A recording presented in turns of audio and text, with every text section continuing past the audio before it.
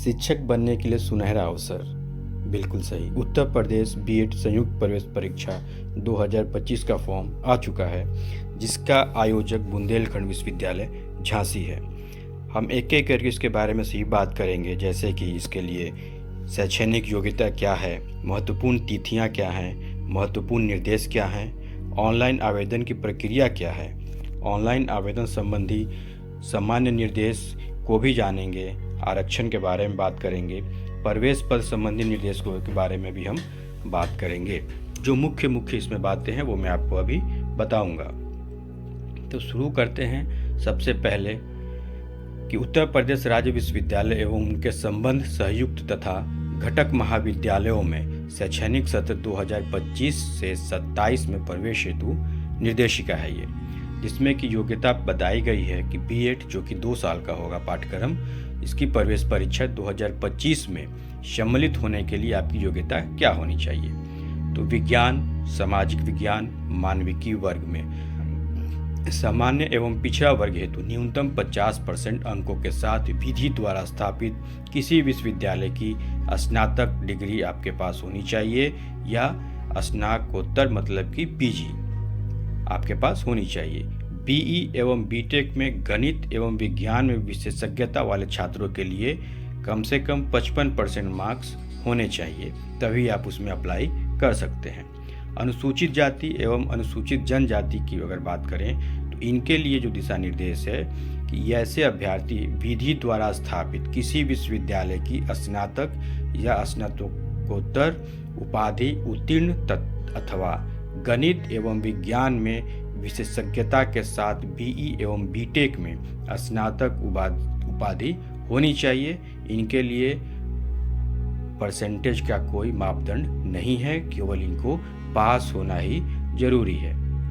अगर इसी में कोई दृष्टि बाधित है, वैसे अभ्यर्थियों को न्यूनतम शैक्षणिक अर्हता में स्नातक स्तर पर 5% की अतिरिक्त छूट दी जाएगी। संपूर्णानंद संस्कृत विश्वविद्यालय जो वाराणसी में है, उससे संबंधित जो भी महाविद्यालय हैं उनमें शिक्षा शास्त्री बीएड में प्रवेश के लिए इच्छुक अभ्यर्थी हेतु शैक्षिक अर्हता का विवरण निम्नवत है।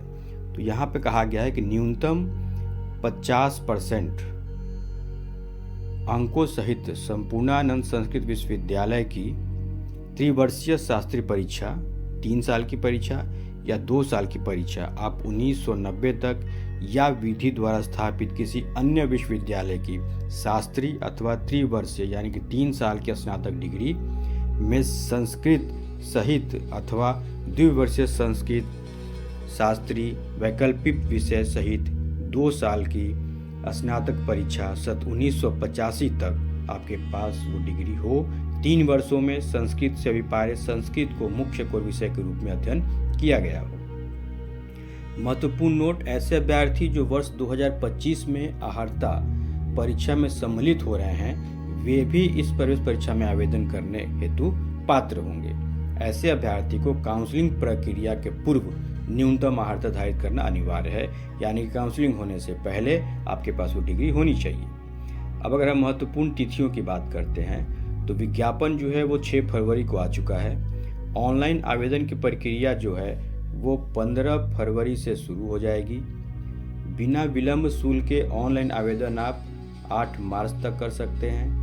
विलंब शुल्क के साथ आवेदन पत्र की अंतिम तिथि 15 मार्च है, यानी कि फाइन देके आप 15 मार्च तक भी अप्लाई कर सकते हैं। उसके बाद प्रवेश पत्र एडमिट कार्ड जो है वो 14 अप्रैल से डाउनलोड होना शुरू हो जाएगा। हो सकता है कि परीक्षा की संभावित तिथि 20 अप्रैल हो और 25 मई तक आपके रिजल्ट भी आ जाएंगे, आपको पता चल जाएगा। अब इसमें नोट दिया है, किसी विशेष परिस्थिति में बीएड जो 2 साल का है पाठ्यक्रम प्रवेश परीक्षा 2025 से संबंधित तिथियों में परिवर्तन का अधिकार आयोजक बुंदेलखंड विश्वविद्यालय झांसी के पास होगा, जो कि हर बार जो यूनिवर्सिटी कराती है उसके पास होता है। ये कोई नई बात नहीं है। अब हम बात करते हैं कि एप्लीकेशन फ़ी कितना लगने वाला है। तो अगर आप उत्तर प्रदेश के सामान्य या अन्य पिछड़ा वर्ग के अभ्यर्थी हैं तो आपको 1400 रुपये पे करने होंगे। उत्तर प्रदेश के अनुसूचित जाति एवं अनुसूचित जनजाति वर्ग के अगर आप हैं तो आपको मात्र 700 रुपये देने होंगे। अगर आप उत्तर प्रदेश के बाहर के हैं, बिहार, बंगाल, उड़ीसा तो आपको अन्य राज्यों के लिए 1400 रुपये देने होंगे। आपके लिए कोई भी आरक्षण नहीं है। अब इसके बाद अगर हम बात करते हैं कि आप विलंब से करते हैं अप्लाई, यानी कि 9 मार्च से लेकर 15 मार्च के बीच में अगर आप अप्लाई करते हैं, तो अगर आप उत्तर प्रदेश के भी रहने वाले हैं तो आपके लिए सामान्य हो या आप ओबीसी में आते हो, आपको 2000 रुपये पे करने होंगे। उत्तर प्रदेश के SC ST कम्युनिटी के लोग होंगे तो उन्हें 1000 पे करने होंगे, और उत्तर प्रदेश के बाहर के अगर कोई भी छात्र होगा तो उसे 2000 पे करना होगा। यानी कि 9 तारीख से पहले अगर आप पे कर देते हैं तो आपका 1400 रुपये में मात्र हो जाता है। अगर 9 तारीख के बाद करते हैं तो आपको 2000 रुपये देने पड़ते हैं।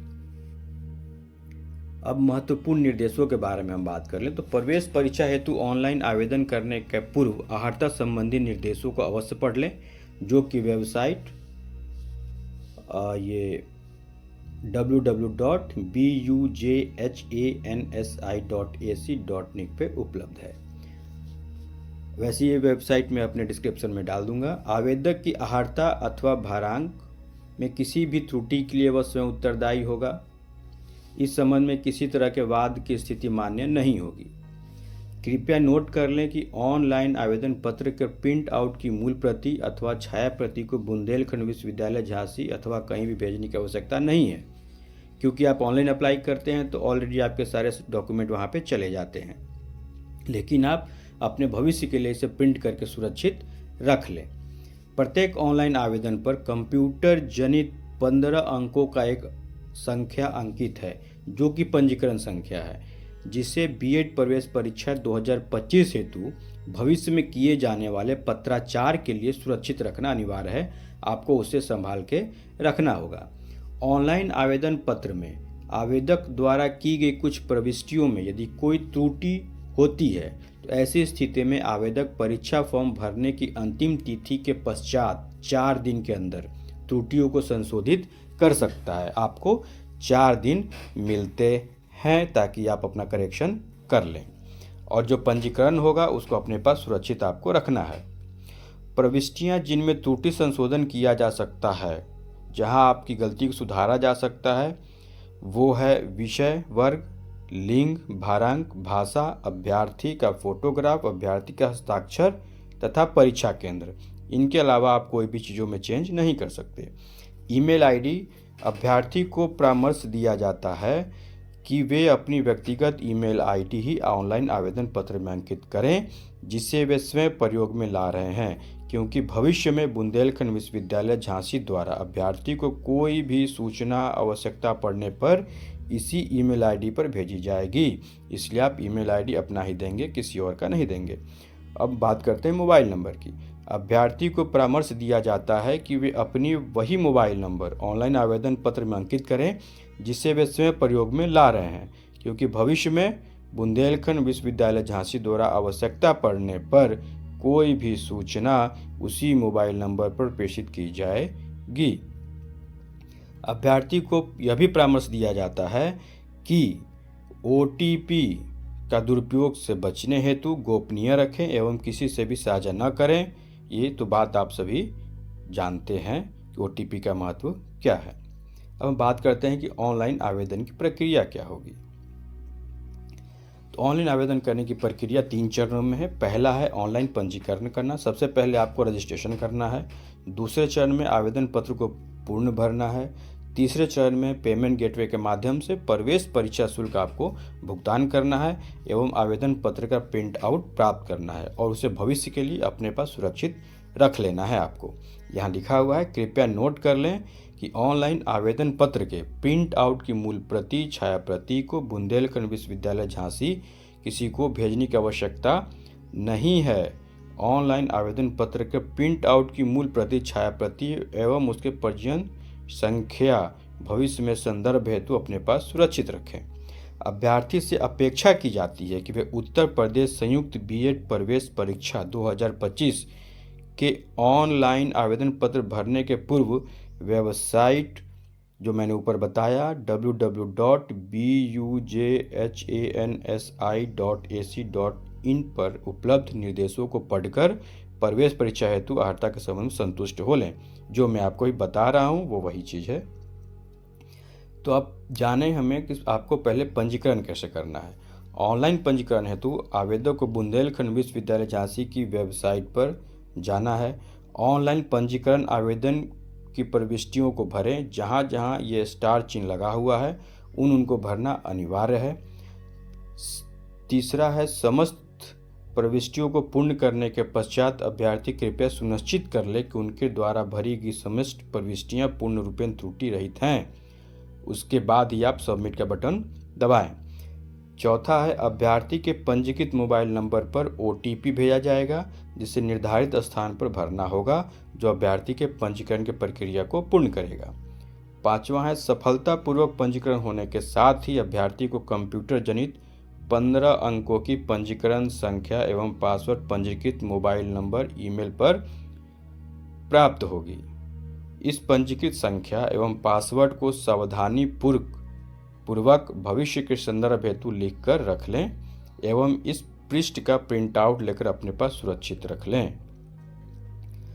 प्रवेश हेतु नोट में यहाँ दिया हुआ है, ये प्रवेश हेतु केवल पंजीकरण करने मात्र से अभ्यर्थी का B.Ed प्रवेश परीक्षा 2025-27 हेतु आवेदन पूर्ण नहीं होता है।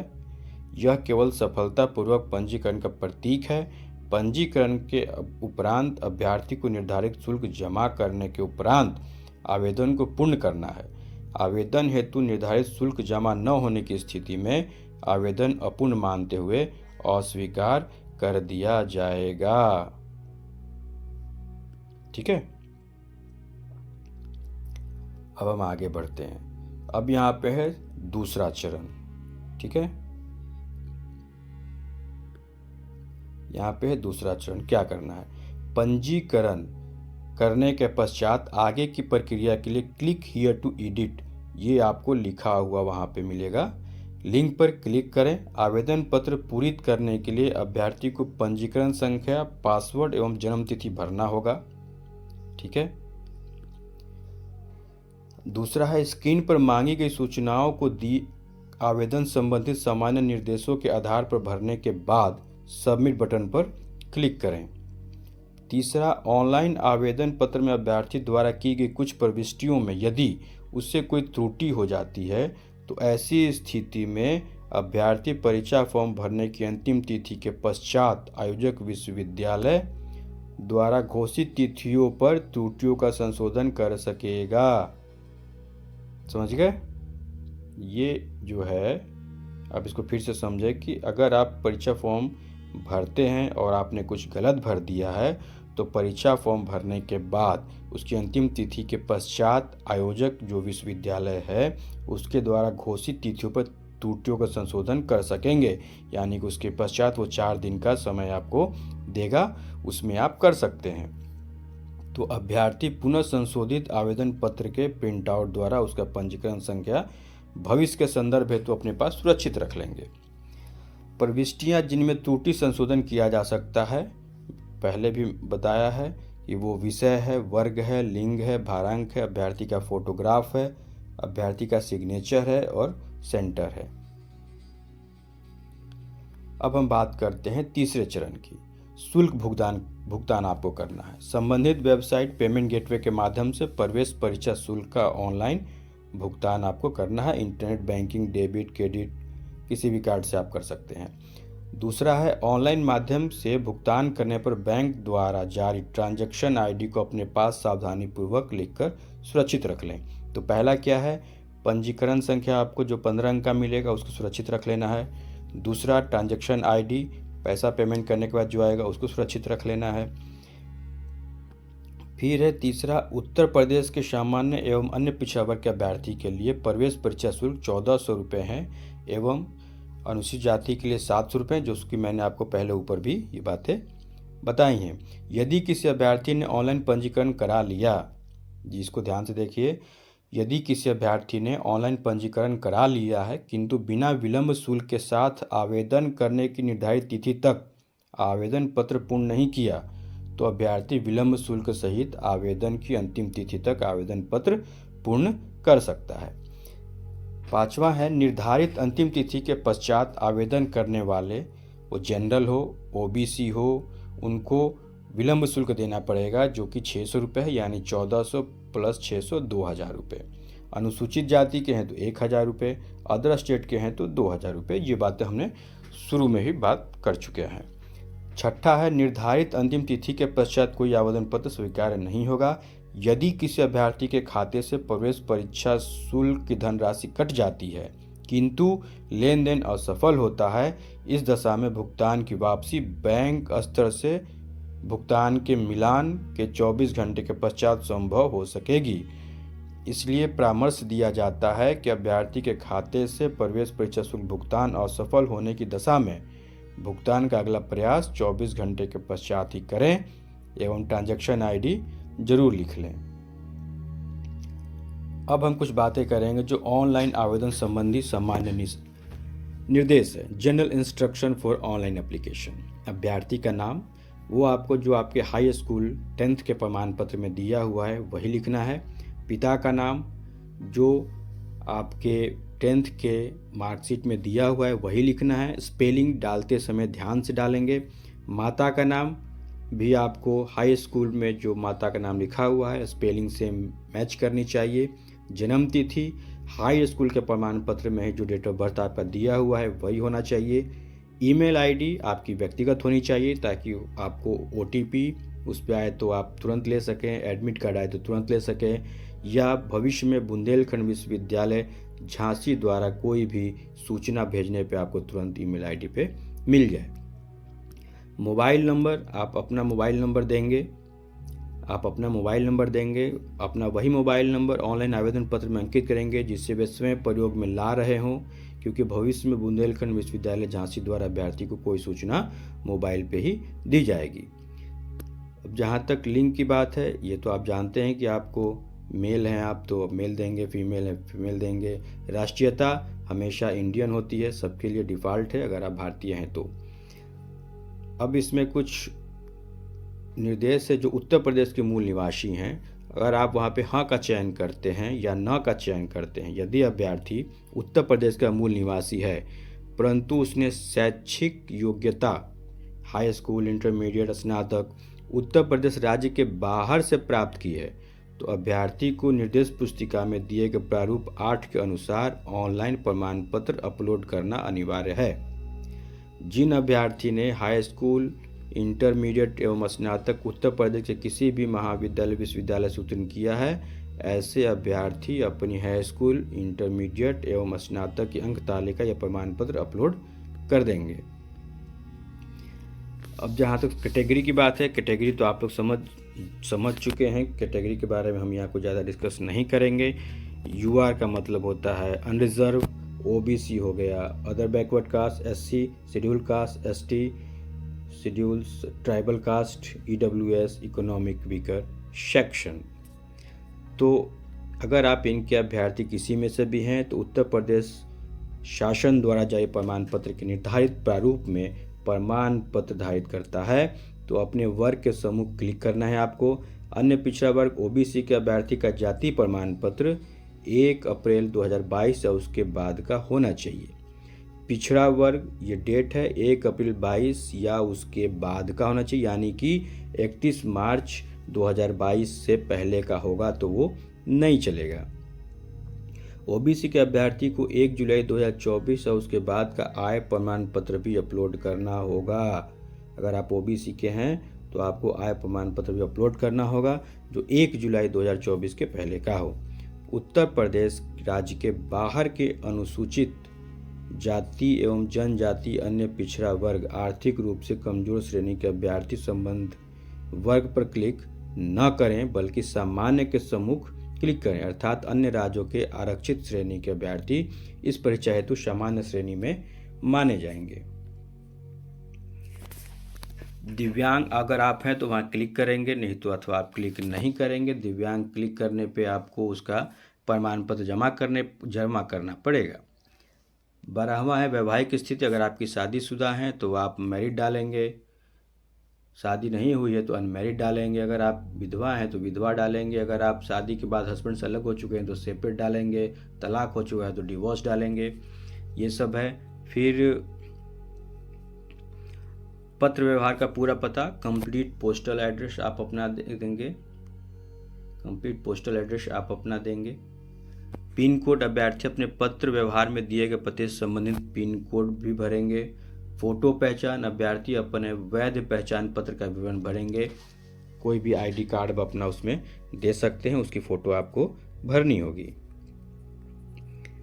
अब फोटो व अभ्यर्थी के हस्ताक्षर की अगर हम बात करें तो ऑनलाइन आवेदन पत्र पर निर्धारित स्थान पर अपना नवीनतम फोटो आपको डालना होगा, जिसमें दोनों तर्जनी, बोथ इंडेक्स फिंगर एवं सिग्नेचर 35 बाई 45 आकार में एवं अन्य संबंधित प्रपत्र अपलोड करना अनिवार्य होगा। फोटोग्राफ दोनों तर्जनी तथा हस्ताक्षर की अधिकतम 50 KB तक आपको अपलोड करनी होगी। फोटो, हस्ताक्षर, उंगलियों के निशान स्पष्ट होने चाहिए। अस्पष्ट तरह गहरे रंग के चश्मे के साथ खींची गई फोटो स्वीकार नहीं होगी, ये आपको याद रखना है। यदि किसी अभ्यर्थी की तर्जनी नहीं है, ऐसे भी कुछ बच्चे होंगे जिनकी तर्जनी किसी दुर्घटना में हट गई हो, तो ऐसे अभ्यर्थी उस हाथ की किसी अन्य उंगली का या अंगूठे का उपयोग करेंगे। ठीक है। अब 17वां हाई स्कूल परीक्षा विवरण। अभ्यर्थी द्वारा अपने हाई स्कूल के पूर्णांक एवं प्राप्तांक को यथास्थान भरें। इसे भरते समय प्राप्तांक प्रतिशत स्वतः आपको दिखाई देने लगेगा।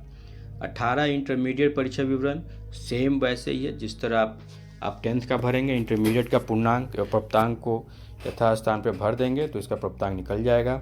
स्नातक का भी ठीक वैसे ही होगा, पर स्नातक का भी ठीक वैसे ही होगा। आपको केवल प्राप्तांक और पूर्णांक भरने हैं, परसेंटेज अपने आप निकल जाएगा। अब बात आती है उप श्रेणी की। यदि अभ्यर्थी स्वतंत्रता संग्राम सेनानी, प्रतिरक्षा कर्मचारी, आश्रित है या दिव्यांगत है तो इस श्रेणी का लाभ लेना चाहता है तो संबंधित श्रेणी का चयन करे। साथ में भारांक की अर्हता में भी उचित स्थान पर हाँ करते हुए संबंधित प्रमाण पत्र को अपलोड करें। संबंधित प्रमाण पत्र मूल रूप से काउंसलिंग के समय प्रस्तुत करना अनिवार्य होगा। भारांक हेतु मांग दावा, डिमांड क्लेम फॉर वेटेज।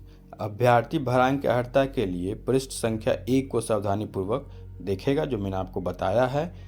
उसके अनुसार परिशिष्ट संख्या 1 में श्रेणी ए से F तक के नीचे उस कोड के अंतर्गत मांगे गए भारांक के संबंधित श्रेणी का चयन करें। संबंधित प्रमाण पत्र आपको अपलोड करने होंगे। प्रवेश परीक्षा केंद्र हेतु जनपद का विकल्प फिर आपको मिलेगा। अभ्यर्थी को प्रवेश परीक्षा हेतु प्रशिष्ट संख्या 3 में अंकित जनपदों में से 5 जनपदों का नाम चुनना होगा। वो हम आपको नीचे बताएंगे कि कौन कौन से हैं। विषय समूह, अभ्यर्थी अपने विषय समूह का चयन करेगा। घोषणा, डिक्लेरेशन आपको देनी पड़ेगी, उसको सावधानी पूर्वक आप पढ़ेंगे कि उस पर क्या लिखा हुआ है। उस पर अक्सर लिखा रहता है कि आप जो भी इंफॉर्मेशन, जानकारियाँ दे रहे हैं वो सारे सही हैं। आरक्षण की बात करें तो आरक्षण वैसे ही है। अनुसूचित जातियों का 21%, अनुसूचित जनजातियों का 2%, अन्य पिछड़ा वर्ग 27% और आर्थिक रूप से कमजोर श्रेणी के अभ्यर्थियों का 10%। क्षैतिज आरक्षण वैसे ही है। और ये शारीरिक रूप से विकलांग न्यूनतम 40% विकलांगता दृष्टिहीन अभ्यर्थी हेतु समस्त प्रवेश सीटों का 5% आरक्षण देय होगा। इन अभ्यर्थियों को जनपद के मुख्य चिकित्साधिकारी का इस आशय का प्रमाण पत्र अपने पास सुरक्षित रखना होगा कि वह विकलांग की श्रेणी में आते हुए चर्म रोग, हकलाना, मूक बधिर या अन्य किसी ऐसी व्याधि से ग्रसित नहीं है जिसके कारण बच्चों में संक्रमण या उनके कक्षा विच्छन में बाधा उत्पन्न होने की संभावना हो। यह प्रमाण पत्र आवश्यकता अनुसार मांगे जाने पर अभ्यर्थी द्वारा प्रस्तुत करना होगा। स्वतंत्रता संग्राम सेनानी का सीटों के लिए समस्त प्रवेश सीटों का अधिकतम 2% आरक्षण देय होगा। उत्तर प्रदेश के सेवानिवृत्त अथवा अपंग रक्षा कर्मियों अगर होते हैं तो उनके पुत्र पुत्रियों के लिए 5% रिजर्व होगा। महिलाओं के लिए 20% रिजर्व रहेगा। नेत्रहीन अगर आप हैं तो आपको राइटर लाने की सुविधा मिलेगी। प्रतिबंध यह होगा कि श्रुत लेखक की वर्तमान शैक्षिक योग्यता कक्षा 12 अथवा इसके समकक्ष से अधिक नहीं हो। श्रुत लेखक की अनुमति परीक्षा केंद्र के केंद्राध्यक्ष द्वारा प्रदान की जाएगी। इस हेतु अभ्यर्थी को परीक्षा से एक दिन पूर्व, एक दिन पहले आपको केंद्र पे आके अपने सेंटर पे वहाँ के जो इंचार्ज होंगे उनसे मिलना होगा। अगला है, केवल उत्तर प्रदेश में अस्थायी रूप से निवास करने वाले अभ्यर्थी को ही अनुसूचित जाति, अनुसूचित जनजाति, अन्य पिछड़ा वर्ग, आर्थिक रूप से कमजोर श्रेणी के समुदाय का लाभ अनुमान्य होगा। जो लोग दूसरे स्टेट से आएंगे उनको यह लाभ नहीं मिलेगा। अगर कोई विवाहित महिला अभ्यर्थी का जाति प्रमाण पत्र एवं आय प्रमाण पत्र पिता के नाम से ही निर्गत होना चाहिए। अगर वो महिला है तो उसको अपना जाति प्रमाण पत्र, आय प्रमाण पत्र अपने पिताजी के नाम से बनवाना होगा। अन्य राज्य के अभ्यर्थियों के लिए मेरिट सूची के आधार पर अर्हता होने की दशा में अधिकतम 5% स्थानों पर प्रवेश दिया जाएगा। काउंसलिंग प्रारंभ होने तक आरक्षण के संबंध में उत्तर प्रदेश शासन सरकार द्वारा जो भी शासनादेश अधिसूचना निर्गत होंगे उनके अनुसार यह आरक्षण अनुमान्य होगा। प्रवेश परीक्षा संबंधी निर्देश आपको बताएं तो अभ्यर्थी द्वारा राज्य स्तरीय प्रवेश परीक्षा बीएड 2025 का प्रवेश पत्र प्रवेश परीक्षा की तिथि के 5 दिन पहले वो निर्गत हो जाएगा और आपको इस वेबसाइट www.bujhansi.ac.in पर लॉगिन करेंगे। जब आप रजिस्ट्रेशन करते हैं तो आपको रजिस्ट्रेशन नंबर मिलता है। वो रजिस्ट्रेशन नंबर पासवर्ड डाल के आप अपना एडमिट कार्ड डाउनलोड कर सकते हैं। अभ्यर्थी प्रवेश पत्र की 2 प्रतियों में प्रिंट लें। ऑनलाइन आवेदन आपको 2 एडमिट कार्ड का 2 कॉपी प्रिंट कराना है। ऑनलाइन आवेदन पत्र में अभ्यर्थी ने जिस फोटोग्राफ को अपलोड किया है उसी फोटोग्राफ को प्रवेश पत्र के प्रिंट आउट में निर्धारित स्थान पर चिपकाना भी है। इसीलिए उस फोटो को आप संभाल कर रखेंगे, उसकी 2-4 कॉपियाँ बना के रखेंगे और निर्धारित स्थान पर आपको हस्ताक्षर भी करने हैं। अभ्यर्थी निर्धारित स्थान पर अपनी दोनों तर्जनी का निशान लगाएंगे। प्रवेश परीक्षा के दिन अभ्यर्थी को प्रवेश पत्र को 2 एक जैसी प्रतियों में लाना अनिवार्य है। एक प्रति परीक्षा कक्ष में कक्ष निरीक्षक महोदय को देनी है। अब प्रवेश परीक्षा का प्रारूप की अगर हम बात करें तो प्रवेश परीक्षा के दोनों प्रश्न पत्र में ऑब्जेक्टिव क्वेश्चन होंगे। विगत वर्षों की भांति इस वर्ष भी निगेटिव मार्किंग प्रक्रिया रहेगी। प्रत्येक सही उत्तर पे 2 अंक प्रदान किए जाएंगे एवं प्रत्येक गलत उत्तर पे 1/3 1/3 अंक काट दिया जाएगा। प्रवेश परीक्षा में 2 प्रश्न पत्र होंगे। पहला होगा जिसमें सामान्य ज्ञान 50 प्रश्न होंगे 100 अंक के। दूसरा भाषा हिंदी अंग्रेजी में से कोई एक, इसमें भी 50 अंक प्रश्न होंगे 100 अंक, यानी कि 200 घंटे का एग्ज़ाम होगा 3 घंटे का। 200 अंक का एग्ज़ाम 3 घंटे का। जो दूसरी परीक्षा होगी वो है सामान्य अभिरुचि जनरल एप्टीट्यूड टेस्ट 50 प्रश्न 100 अंक के। दूसरा है विषय योग्यता कला विज्ञान वाणिज्य कृषि जिसका जो भी हो 50 प्रश्न 100 अंक के 3 घंटे। सबसे बड़ी बात यह है कि कृषि वाले भी इस प्रक्रिया में भाग ले सकते हैं। उपरोक्त खंड अ सभी के लिए अनिवार्य है। खंड ब में 4 विषय वर्ग हैं कला विज्ञान वाणिज्य कृषि। अभ्यर्थी को इस भाग में से केवल अपने विषय वर्ग के ही प्रश्नों को हल करना होगा जो कि अभ्यर्थी ने अपने विकल्प के रूप में ऑनलाइन आवेदन पत्र में भरा होगा। यानी कि आप आर्ट्स के हैं तो आर्ट्स का एग्ज़ाम देंगे, साइंस से हैं तो साइंस का एग्ज़ाम देंगे। अब हम भारांक संबंधित बात हम आपको सेंटर के बारे में बताना चाहते हैं कि आपका सेंटर कहाँ कहाँ है। वैसे अगर आपको ये पहले बताया कि संयुक्त बीएड प्रवेश परीक्षा संबंधित जो विश्वविद्यालय हैं वो कहाँ कहाँ पे हैं जिस पे आपको एडमिशन मिल सकता है। तो पहला है बुंदेलखंड विश्वविद्यालय झांसी, दूसरा है डॉक्टर भीमराव अंबेडकर विश्वविद्यालय आगरा, तीसरा है लखनऊ विश्वविद्यालय लखनऊ, चौथा है डॉक्टर राम मनोहर लोहिया अवध विश्वविद्यालय अयोध्या, पाँचवा है चौधरी चरण सिंह विश्वविद्यालय मेरठ, छठा महात्मा ज्योतिबा फूले रुहेलखंड विश्वविद्यालय, सातवां है महात्मा गांधी काशी विद्यापीठ वाराणसी, आठवां है संपूर्णानंद संस्कृत विश्वविद्यालय वाराणसी, नौवां है वीर बहादुर सिंह पूर्वांचल विश्वविद्यालय जौनपुर, 10वां है दीनदयाल उपाध्याय गोरखपुर विश्वविद्यालय गोरखपुर, 11वां है छत्रपति साहू जी महाराज विश्वविद्यालय कानपुर, 12 पे है प्रोफेसर राजेंद्र सिंह रज्जू भैया विश्वविद्यालय प्रयागराज, 13 है जन नायक चंद्रशेखर विश्वविद्यालय बलिया, 14 है सिद्धार्थ विश्वविद्यालय कपिलवस्तु सिद्धार्थनगर। 15वां है ख्वाजा मोइनुद्दीन चिश्ती भाषा विश्वविद्यालय लखनऊ। 16 पे है गौतम बुद्ध विश्वविद्यालय नोएडा। 17 है राजा महेंद्र प्रताप सिंह राज्य विश्वविद्यालय अलीगढ़। 18 है माँ शकुम्भरी विश्वविद्यालय सहारनपुर। 19वां महाराजा सुहेल देव राज्य विश्वविद्यालय आजमगढ़। 20वां है माँ पटेश्वरी राज्य विश्वविद्यालय बलरामपुर। 21 पे है माँ विंध्यवासिनी विश्वविद्यालय मिर्जापुर। 22वां है गुरु जम्भेश्वर विश्वविद्यालय मुरादाबाद। इन सभी में आपको प्रवेश मिलेंगे। अगर हम सेंटर की बात करें तो टोटल आगरा, अलीगढ़, अम्बेडकर, फतेहपुर, फिरोजाबाद, मऊ, मेरठ, मुरादाबाद, सहारनपुर, ऐसे करके टोटल जो सेंटर हैं वो 75 सेंटर बनाए गए हैं जो कि आप चुन सकते हैं। अगर आप कहें तो मैं नाम भी आपको बता दूं: आगरा, अलीगढ़, अम्बेडकर, अमेठी, अमरोहा, औरैया, अयोध्या, आजमगढ़, बागपत, बहराइच, बलिया, बलरामपुर, बांदा, बाराबंकी, बरेली, बस्ती, बिजनौर, बदायूं बुलंदशहर, चंदौली, चित्रकूट, देवरिया, एटा, इटावा, फर्रुखाबाद, बहुत सारे हैं। आप जब अप्लाई करेंगे तो आप अपने हिसाब से देख लेंगे कि कौन सा है। अगर इस भरने के दौरान आपको कोई प्रॉब्लम आती है, बात समझ में नहीं आती है, तो आपके लिए कॉन्टैक्ट नंबर भी दिया गया है। यूपी बीएड जेईई 2025 का है। वो ऑफिस में आप 051024411144 पे कॉल कर सकते हैं। हेल्पलाइन नंबर दिए गए हैं। हेल्पलाइन नंबर है 9151019697। दूसरा नंबर है 9151019698। Help desk toll free number है 9513167669। इसके लिए ईमेल आईडी भी दी गई है help desk UP BEd 2025@bujhansi.ac.in। आप इस पे मेल करके भी अपने बारे में पूछ सकते हैं। स्टेट कोऑर्डिनेटर हैं इसके professor SP Singh. UP BEd JEE 2025 में इनको बनाया गया है। सीपीएमटी बिल्डिंग में है, बुंदेलखंड यूनिवर्सिटी झांसी में ये हैं। आप इनसे भी कांटेक्ट कर सकते हैं।